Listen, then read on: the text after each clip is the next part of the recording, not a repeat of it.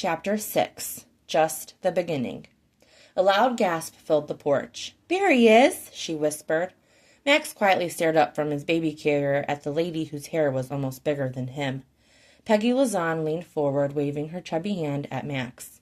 Peggy owned the town's only salon, and most of her customers were dying off, quite frankly. She had a unique sense of style and a devout love for Elvis Presley, which was blasting from one of the rooms in the house. Lindy had grown up with Peggy, who'd been good friends with her grandmother. The lady was as eccentric as she was kind, and aside from her other sitter, Esther, Peggy was the only person she trusted with Max. "What brings you two by?" Lindy scratched her temple. "I actually was wondering if you could keep an eye on him for a few hours, but if you're busy, Peggy straightened. The huge hearts on her dress shifted as she bopped to the song. "Don't tell me you're going to the diner. You gonna let that Mitch work you to death?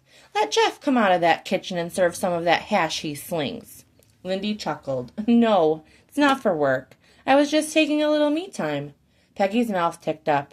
"It's about time. I've been telling you for at least a month. What's the plan? Spa day?" Lindy licked her dry mouth. "I was going to check out the carnival since it's the last day." "The carnival? That's an odd thing to do by yourself, baby." Peggy was quiet for a moment, peering at her. "Unless you're not going alone, and no one should go to a carnival alone." Lindy knew she'd be better off lying, or at least skirting the truth, but she couldn't with a woman that changed her diapers for a long time. "I'm not." "Lindy, are you going on a date? 'Cause that's the only thing you would contemplate lying about." "Peggy." Peggy's hands turned into fists that shook. "Yes!" Lindy grimaced at the woman's enthusiasm. "Peggy, it's not a big deal." "Nonsense! It is a very big deal." Peggy's brown cheeks rounded with her wide smile. Of course Peggy wasn't buying her act. Inside, Lindy still couldn't believe she'd agreed to go with Noah. She never wanted to turn him down, but she just felt scared. What she felt for him was a little more than like. She knew it when they hugged. Then seeing him at the motel, seeing almost all of him, Lindy swore on everything she still had no idea what a man like that was doing in Amber Falls. And what was he doing asking her out? She didn't hide the truth from him, and it didn't send him on his way. "How much time do you got?" Peggy asked, glancing up at her hair. "Oh, Peggy, no, that's okay." Peggy picked up Max's car seat with one hand and grabbed Lindy's arm with the other. "Come on, Max, we're going to get Mommy pretty for her date." A little over an hour later, Lindy was standing in front of a full-length mirror in a borrowed Peggy Lazan original. It was the 50s-inspired, fitted white cherry print dress with spaghetti straps and a sweetheart neckline. It stopped just above her knee with two generous splits up each side.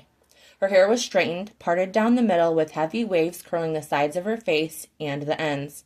Catty eyeliner and red lipstick wrapped up the look. "Honey," Peggy shook her head. "Back when I wore this, I got anything I wanted. You better believe it. Cars, trips, engagement rings, you name it." Lindy smiled. "Peggy, I wish we wore the same shoe size, but you have something that would go, right? It's a carnival, so I'd advise flats." "I have a pair that will work." Peggy sucked her teeth. "Oh, my sweet pea, you look so beautiful. I know your grandma's smiling down on you tonight." Lindy shook her head and laughed softly. "Happy thoughts, Peggy encouraged. "Don't mess up your makeup." Lindy still had to drive back to her house for shoes, then get to Lil Apple to meet Noah. She couldn't kiss Max and get lipstick on him, so she gently rubbed a knuckle on her wide-eyed munchkin's belly. "I love you, little guy." Lindy hugged Peggy at the door. "Thanks, Lady P." Peggy in turn patted her back. "Have fun, gorgeous." Noah's goal was to look as normal as possible. He found the most boring shirt he owned, a white V-neck he didn't even know was in his bag. The only pants he had were a few pairs of black jeans. So, t-shirt, jeans, and boots it was. Glancing at himself in the mirror, he decided to at least roll the sleeves up. A knock came to his door. When Noah checked his watch, a smile came to his lips. He opened the door swiftly. "Lindy," he took a breath. "Lindy." "Hi again." His hand stayed on the door handle. His eyes were the only part of his body capable of moving, and they slipped over every nook and cranny on display in front of him. Lindy, he said again, shaking his head. He rubbed his chin and laughed. Turn around for me. With a downcast, sheepish expression, she did. Cherries, huh? Lindy seemed unprepared for the attention. The small movements in her mouth teased her dimples. It's just a dress. Her lips were just as red as the fruit, but hers were 3D. Noah didn't doubt they were sweeter than the real thing. On his next breath, he realized his mouth was dry. Where's your car? He asked, needing the distraction. I parked it down the road a ways. Gotcha. He went into the room and grabbed his key. You ready then? She smiled. Sure. Deathstalker? She said as they found his bike parked on the side of the building. I'm sure she's happy to see you again. Likewise, she said quietly. Have you ever ridden a bike before? Noah knew the likely answer from the way she looked at it at the gas station. A similar look carried in her eye now. No, this would be a first. He glanced down at her dress, and it wasn't until then that he wondered how they were going to make this work. Noah gestured to the back of the bike. Sit down.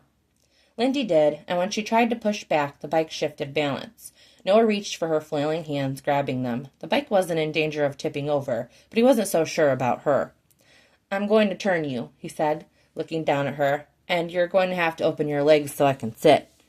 Noah kept the smirk off his lips. I guess I should have kept the jeans on.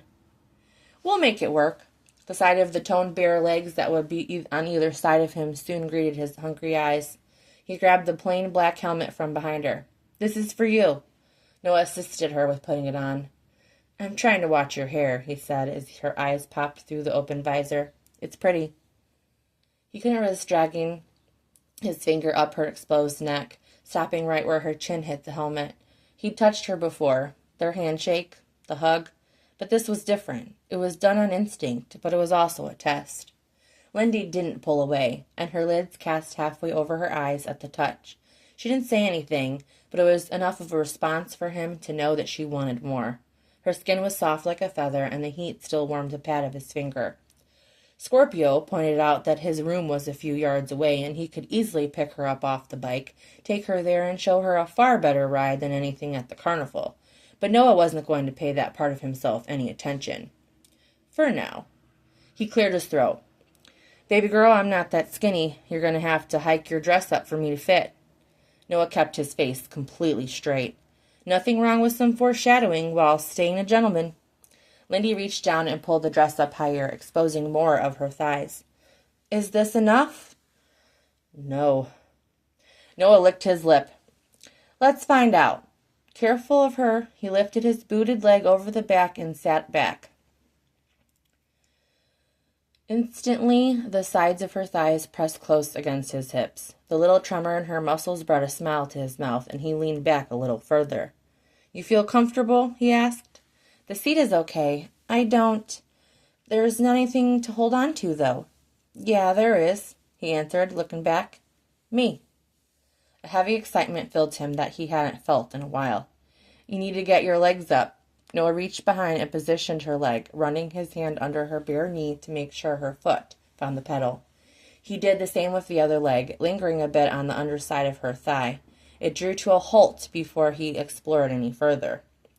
I'll start slow so you can get used to it. Noah grabbed his helmet off the handlebars and popped it on.